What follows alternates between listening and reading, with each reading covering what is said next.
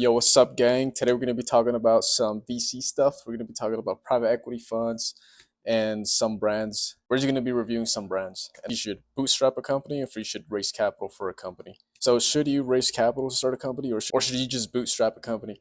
In my opinion, I think that working with less capital first to prove that the product works is actually better than immediately going on and raising capital and giving out equity in your company. Because let's just say that your equity, eventually you'll exit your company for a big amount. You're going to give up a lot of equity. So you just kind of want to be conservative with that. Bootstrapping meaning kind of like, okay, well, we have a product, we can send it out to a couple influencers, influencer marketing. Maybe you could even partner with a creator who can be the face of the brand. So maybe you could do like equity vesting, which means you can give them like, once the product proves itself, then you can start looking into some of those avenues, like, using some of their leverage when it comes to content creation, because your role as a founder or CEO, I mean, we're not really good at creating content. You know what I mean? You just got to leverage some stuff around, you know what I mean?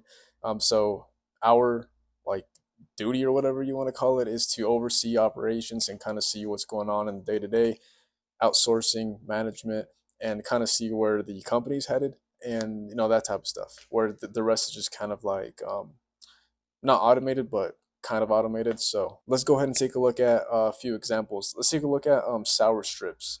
Max Tuning.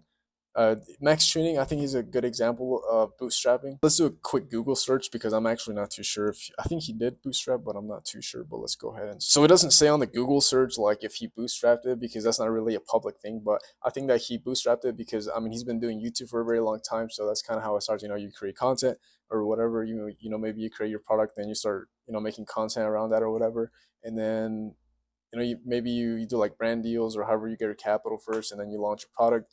Know that it's proven by the way it's marketed, so it's doing results. Once it's done that, then you can maybe look into like raising capital or whatever, which I think he might have. I'm not too sure. I mean, he's in Walmart. He's in he's in retail distributions now, so that's lit. I actually went to the Walmart over there and I picked up some sour strips. That's what it's called. And I think his company's projecting low key just copy and pasting, but like I don't care. You know what I mean?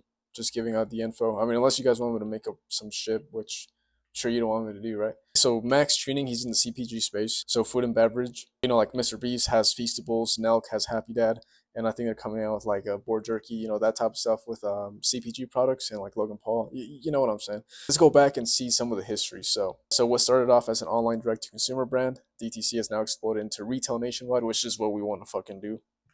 And the first year, 1 million bags of sour strips were sold with 3 million in revenue. After building an audience for over 7 years, a 50,000 initial investment was made to create this product, which was sour strips. And if you're in the CPG space, like supplements and food and shit, like it's gonna take a little bit more upfront cost, especially if you're doing private label. I mean, that's kind of like the only thing you can do. You can't do it from China because then you're gonna get fucking sued for because they have fucking like lead and shit in their products. You know what I mean? So kind of want to avoid that for the most part. It's up to you. But yeah, he started with $50,000, and obviously he just scaled bigger and bigger and bigger, and then maybe he can raise capital at like I don't know, $1-2 million valuation or something like that. However the fuck that works. Okay, now let's go ahead and do a little bit of research on companies that have raised capital.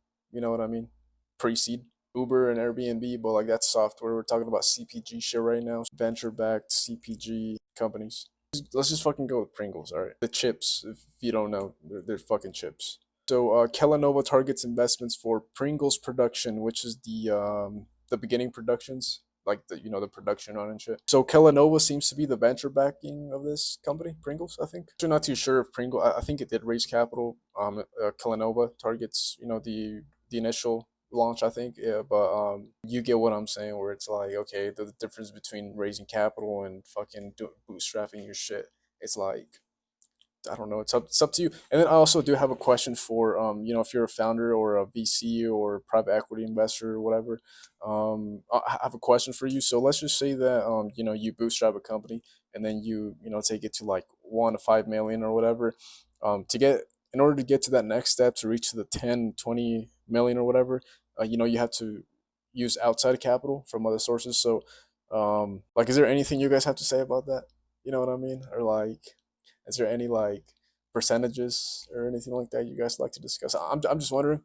But other than that, that's pretty much the whole video, just comparing these two Max Shooting sour strips and a big conglomerate like Pringles. Pringles is crazy though, like compared to like sour strips, like that's just a quick comparison though. Also do have a Discord for venture capital networking and private equity networking where we discuss different deals that are going on in today's economy with like creators partnering with whoever founder creators becoming founders and launching their own products like Jake with W deodorant and shit like that. And I mean, if you know, if you don't, then like you probably need to catch up a little bit or something. But I'm also not too sure, so we're just gonna communicate in the group and just like kind of help each other out. Where I'm also gonna be showing kind of like new beginners also how to launch their own how to do TikTok Shop affiliate and create their own brand. That way, eventually in the future, this is a long term play. Invest into like a brand, hopefully. So maybe get a little deal in perhaps. Or you, if you're looking to invest into a company and get equity plays, that could also be a good opportunity for you. So, roll ups, all that type of shit. We'll go ahead and network in there and see what's good. So, let me know if you have any questions. And yeah, that's pretty much it. Oh shit, and also just a quick update with the brand. I guess Aquaman had to be trademarked, which is the ingredient in the hydration recovery powder that I'm launching in the next few months. So yeah, so that just came back. Had to send that shit back. So I'm just waiting for them to pull back up with whatever it's next, and then also the design, and then after that is the production run, which is gonna take about like 4 months. So I'll keep you guys posted on that. And once I get the prototype in, best believe I'm gonna start marketing that shit and start building my list. So if you guys have any suggestions, founders that have done this, let me know what's up. Appreciate it.